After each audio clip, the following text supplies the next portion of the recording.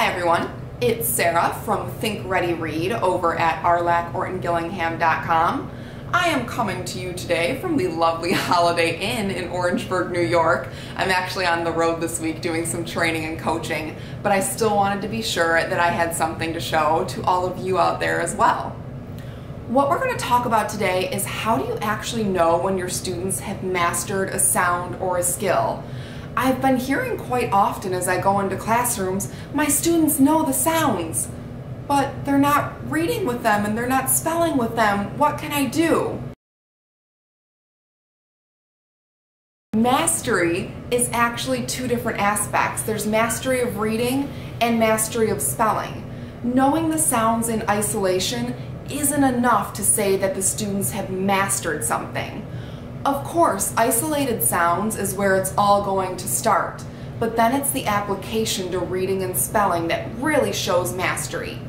So when I'm working on one of the basic consonant or vowel sounds, the first thing that I want is during my visual drill, I want my students to be able to tell me the sound when I show the card.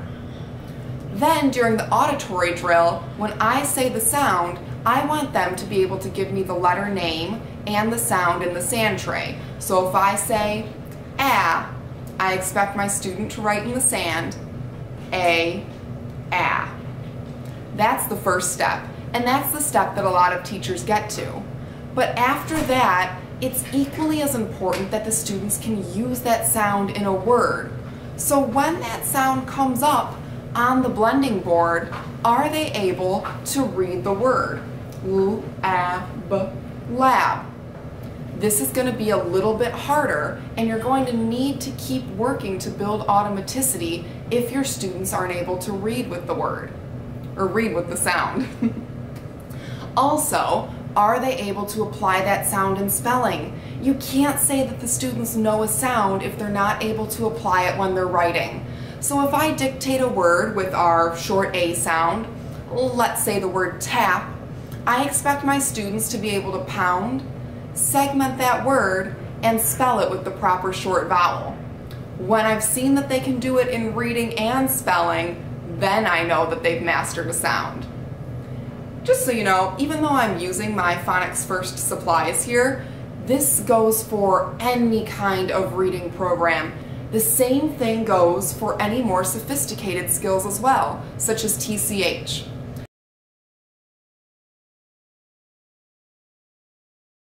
And since TCH is a spelling rule, remember, it comes at the end of a one-syllable word with a short vowel, I definitely need my students to be applying this in their writing. So when I'm dictating words and they hear ch at the end of a one-syllable word with a short vowel, I need to know that they're putting TCH.